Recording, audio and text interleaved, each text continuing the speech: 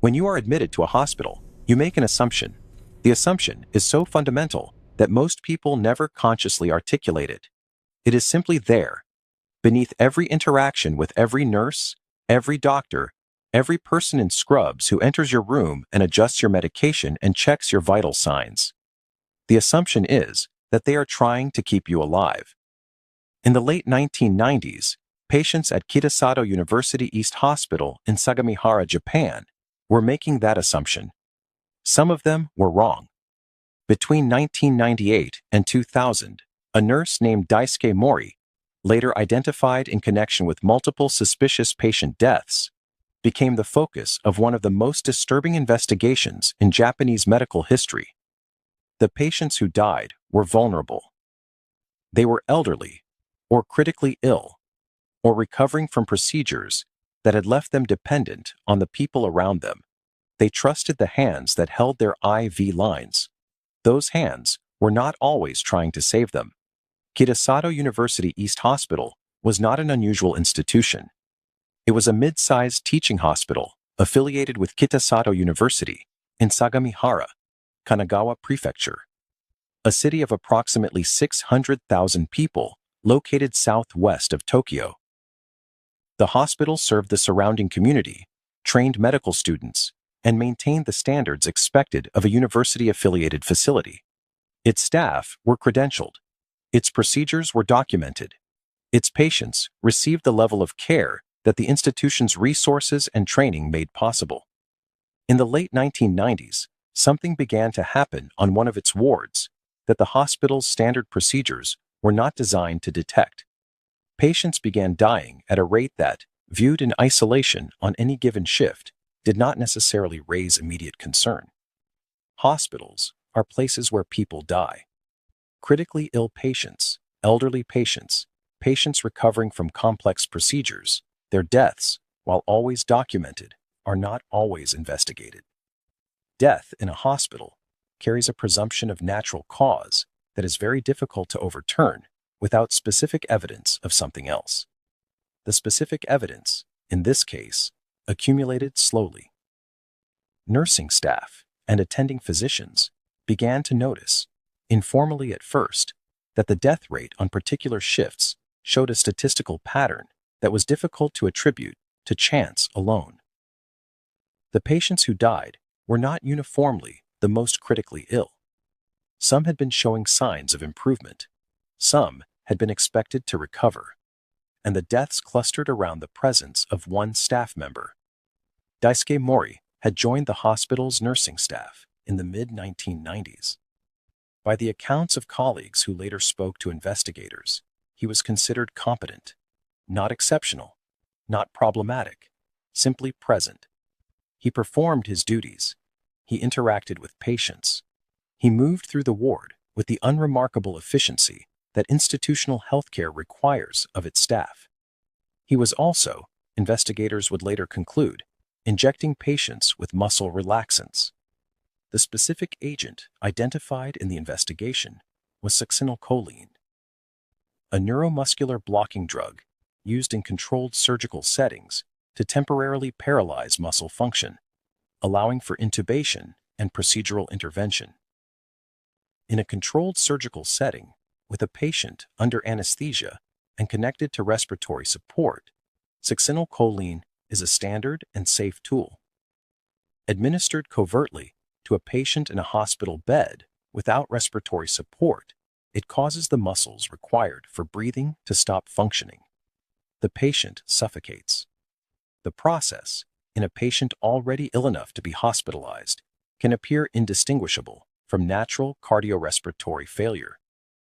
Without specific toxicological testing that is not routinely performed on hospital deaths, succinylcholine is metabolized rapidly and leaves minimal traces.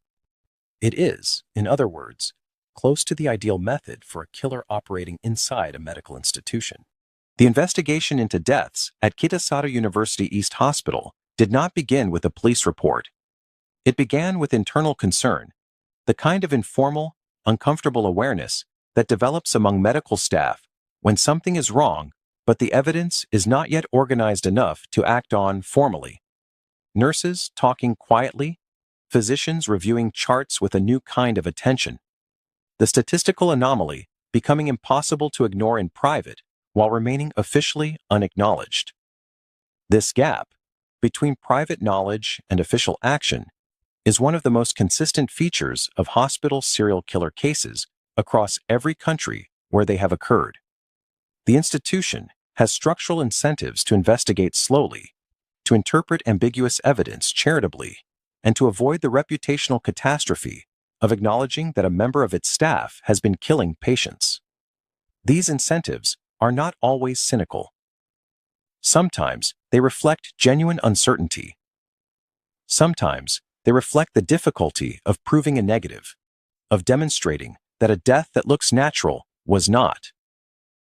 In the Kitasato case, the gap between informal concern and formal investigation stretched for months.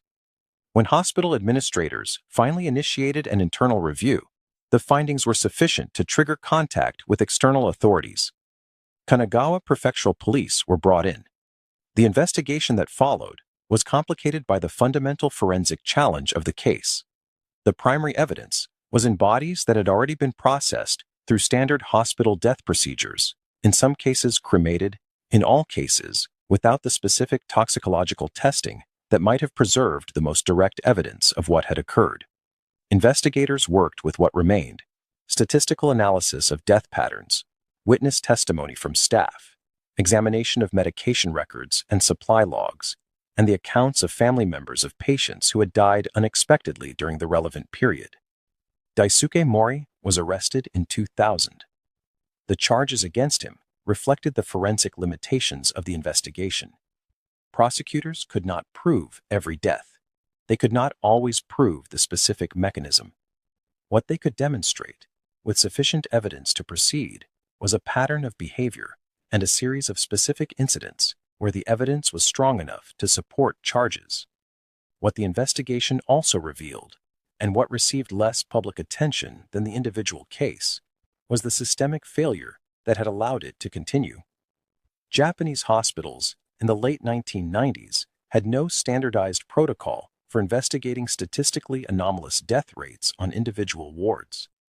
There was no mandatory reporting mechanism that would have flagged the pattern automatically. The informal awareness among staff had no formal channel through which to become official concern without someone taking the personally and professionally risky step of making an accusation against a colleague. The system, in other words, was not designed to catch what Mori was doing. It was designed around the assumption that the people inside it were trying to help. Daisuke Mori was not the first person to kill patients in a hospital setting. He was not the last. The phenomenon of healthcare workers who kill the patients in their care has been documented across decades and across every continent where modern hospital medicine is practiced. Harold Shipman in England, a general practitioner who murdered an estimated 250 patients over 20 years, making him the most prolific serial killer in British history. Charles Cullen in the United States, a nurse who killed between 29 and 400 patients across 9 hospitals in New Jersey and Pennsylvania over 16 years. Niels Hogel in Germany, a nurse convicted of 85 murders of patients in his care, with investigators suspecting the true number may exceed 200. The cases share a profile that criminologists have studied extensively. The perpetrators are almost universally healthcare workers with direct patient access, nurses more commonly than doctors, for reasons that relate to both opportunity and the nature of the nurse-patient relationship. They operate in environments where death is normalized, where the mechanism of death is often ambiguous, and where the institutional culture creates significant barriers to suspicion of colleagues. They frequently move between institutions, sometimes because suspicion develops, sometimes because they seek new opportunities, sometimes for reasons unrelated to their crimes. And they operate for years, sometimes decades, before detection. The average time between a healthcare serial killer's first murder and their arrest, across documented cases, is approximately 9 years. In most cases, they are caught not by institutional detection systems, because those systems are rarely designed to catch them, but by accident, by a specific piece of evidence that breaks through the ambient noise of institutional death, or by the persistence of someone who decided that the pattern they were seeing was not a coincidence. What this means, practically, is that in every hospital where medicine is practiced, the detection of a healthcare worker who is killing patients depends less on the system than on the individuals within it who are willing to say, formally and on the record, that something is wrong. That is a very thin line of defense, and it has failed, repeatedly, in every country where these cases have occurred. The legal proceedings against Daisuke Mori concluded with a conviction.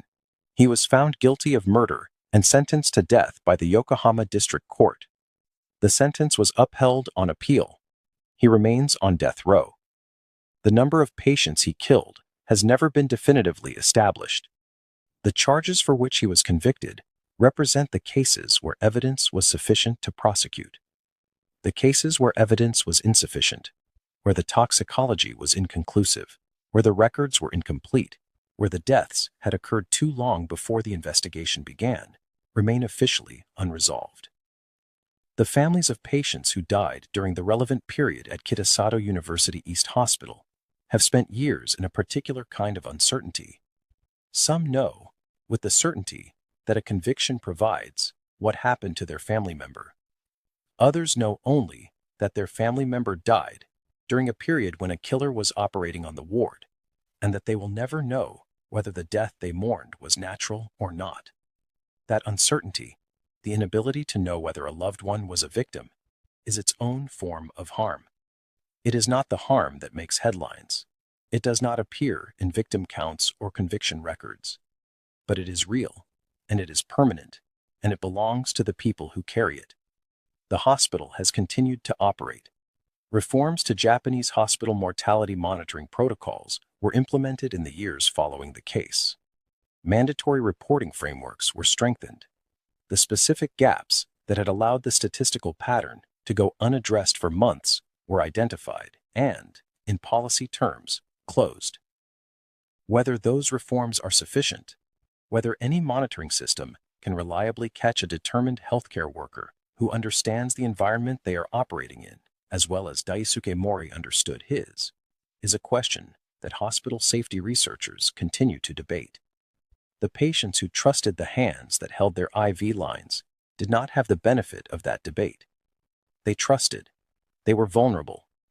They were wrong to trust, and no reform implemented afterward changes what that cost them.